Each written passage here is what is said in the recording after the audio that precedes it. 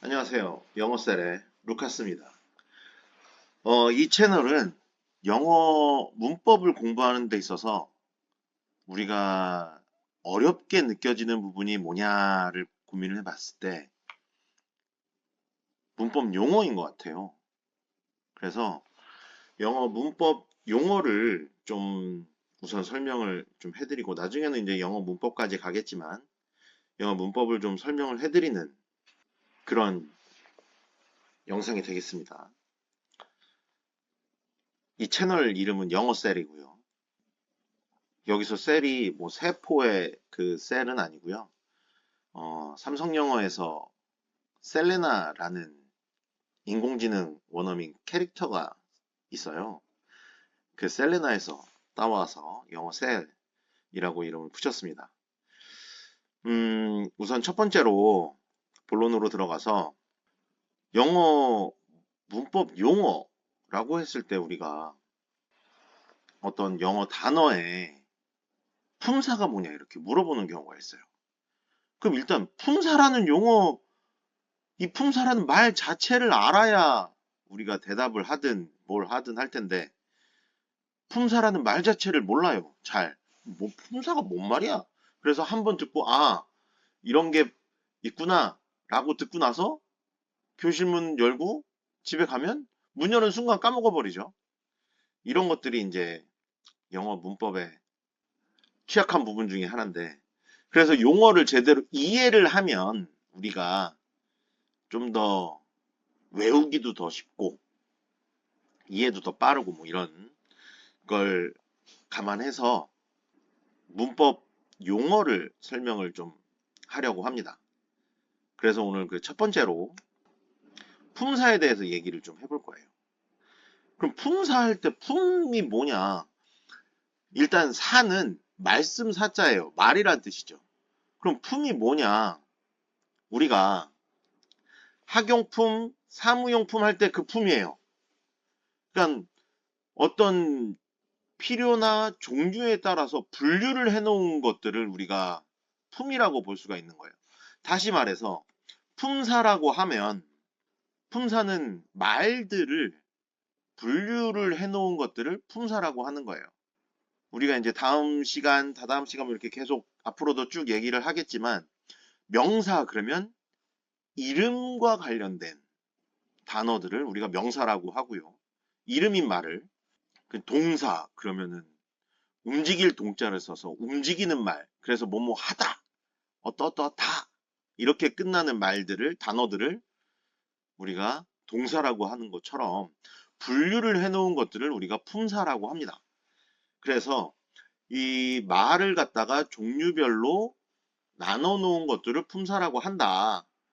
그래서 우리가 평상시에는 학용품, 사무용품 이런 것처럼 우리가 품자를 쓰는데 뭐 예를 들어서 한국어에서 뭐 경복궁 그러면은 이름이잖아요. 그럼 이건 명사. 아름다운 그러면은 어떤 모양을 나타내는 말이기 때문에 형용사. 이런 식으로 한자어로 되어 있는 이 문법 용어 이거를 확실히 좀 이해를 하고 넘어가야겠다라는 취지입니다. 이 영어 문법을 처음 만들 때 우리나라 학자들이 영어 문법을 정리를 해야 되는데 한자어를 갖다 쓴 거예요. 뭐 그때 당시에는 굉장히 잘 한 거죠. 근데 이 한자가 가지고 있는 특징 중에 하나가 함축하는, 그러니까 어떤 뜻을 이렇게 모아서 글자만 탁 얘기를 해도 뜻을 알 수 있는 그런 함축적인 의미를 갖고 있는 특징을 가지고 있잖아요, 한자가.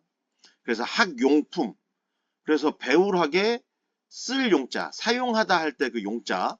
그래서 배울 때 우리가 학습을 할 때 사용하는 물품, 그게 학용품이잖아요. 이런 것처럼 한자어로 우리가 영어 문법을 앞으로도 익혀야 되기 때문에 이런 이해가 선제적으로 좀 필요하지 않나라고 생각을 합니다. 그래서 오늘은 그 첫 시간으로 품사에 대해서 먼저 얘기를 해봤는데요. 그래서 단어를 놓고 이 단어의 품사가 뭐냐 했을 때 분류를 해놓는 그런 걸 말을 하면 됩니다. 뭐 누군가가 뭐 시험에서 대놓고 이 단어를 내놓고 뭐 품사가 뭐냐 이렇게 물어보는 시험 문제는 없겠지만 그래도 우리가 나중에 문장의 구조를 파악하거나 할 때 이 용어를 확실하게 이해를 하고 있다면 우리가 좀 더 외우기가 편하겠죠. 그런 차원에서 용어 설명을 하나씩 하나씩 해보려고 합니다. 물론 용어 설명에서만 끝나는 게 아니라 나중에는 뭐 문장의 형식 얘기도 좀 할 거고 하나씩 하나씩 해보려고 합니다. 오늘은 첫 번째 시간으로 짧고 굵게 이렇게 가도록 하고 다음 영상부터는 용건만 간단히 해서 좀 더 압축적이고 여러분들이 듣기에도 바로 내용만 파악하고 이해할 수 있게끔 하겠습니다. 안녕하세요. 영어셀의 루카스입니다. 지난 영상에서 우리가 품사가 뭔지에 대해서 이렇게 얘기를 좀 했었는데 아마도 바로 이해가 안 되신 분들도 계실 거예요. 그래서 오늘은 좀 더 이렇게 예를 들면서 품사 얘기를 해보면 품사에 대한 이해가 좀 더 쉬울 거라고 생각을 합니다. 그래서 오늘은 그 중에서도 가장 기본이 되는 명사를 해보려고 합니다. 일단 우리가 명사라고 했을 때 이 명이 이름 명자예요. 우리가 성명, 당신의 성명이 뭐예요? 어디에 관공서나 이런 데 가갖고 이름을 쓸 때 성명 해갖고 쓸 때 성과 명을 따로 이렇게 쓰는 경우들이 가끔 있을 수 있는데 성은 우리가 홍길동 하면 홍 이게 성이잖아요. 그럼 명은 뭐냐? 그 명이 이름입니다. 이름. 길동이 이름인 거죠. 그래서 명사 했을 때 이 명사라고 하는 것은 우리가 하는 말에서 이름인 말들을 다 통칭해서 명사라고 부릅니다. 이 명사는 이제 나중에 뭐 보통 명사나 뭐 대명사나 뭐 여러 가지로 또 나눠질 수 있지만 일단 명사 했을 때는 이름이에요. 이름. 기본적으로 명사는 이름입니다. 예를 들면 연필, 사과, 경복궁, 홍남초, 학생 이런 것처럼 뭐 고유명사도 있고 보통명사도 있고 뭐 있지만 어쨌거나 명사라고 하는 것은 이름입니다. 그래서 우리가 이 명사에서 사자는 지난 시간에 말씀사라고 말씀을 드렸었는데 그래서 이름인 말이 명사예요.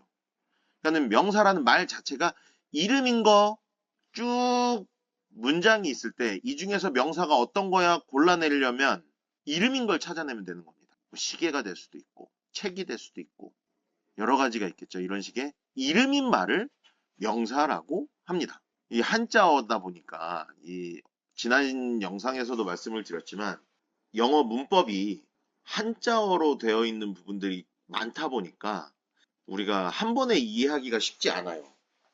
이게 우리가 명자라고 해도 뭐 밝다 명, 밝을 명자, 생명할 때 명자 다 달라요. 그러다 보니까 우리가 그냥 명사, 일단 사부터도 우리가 말이라는 말이 사구나 이걸 잘 모르거든요. 그러다 보니까 명사 그랬을 때는 우리가 이름인 말을 명사라고 한다. 이름들을 명사라고 한다라는 것을 한 번에 알기가 쉽지 않죠. 그런데 우리가 이게 명사라는 말이 언제 나오느냐? 초등학교 영어에서는 거의 나오지 않습니다. 그럼 언제 나오냐? 중학교 가면 나와요. 그러면 중학교에서 선생님들이 이렇게 명사는 이름인 것이고 뭐 이름 명자를 쓰고 말씀 사자를 써서 명사라고 한다. 이렇게 알려주지 않습니다. 그렇게 친절한 선생님이 흔치 않아요. 그렇기 때문에 미리 알고 가면 선생님이 지나가는 말로 말씀을 하시는 것도 알아들을 수 있겠죠.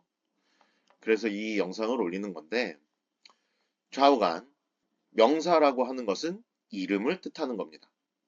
계속 듣다 보면 어차피 계속 듣게 될 거기 때문에 계속 듣다 보면 이 단어가 명사다, 어떻다 라는 것을 쉽게 알 수 있겠죠. 영어로 치자면 뭐 pencil 또 명사가 될 것이고 apple도 명사가 될 거예요. 이렇듯 명사라고 하는 것은 이름을 나타내는 말입니다. 아시겠죠? 참 쉽죠? 그럼 예를 들어서 어떤 단어를 놓고 이 단어의 품사가 뭐냐 했을 때 그 단어가 이름을 나타내는 말이면 명사라고 하면 되는 겁니다. 이런 식으로 지난 영상에서 말씀드렸던 품사에 대한 얘기까지 이어지는데, 품사라고 하는 것은 분류를 해놓은 거라 그랬잖아요.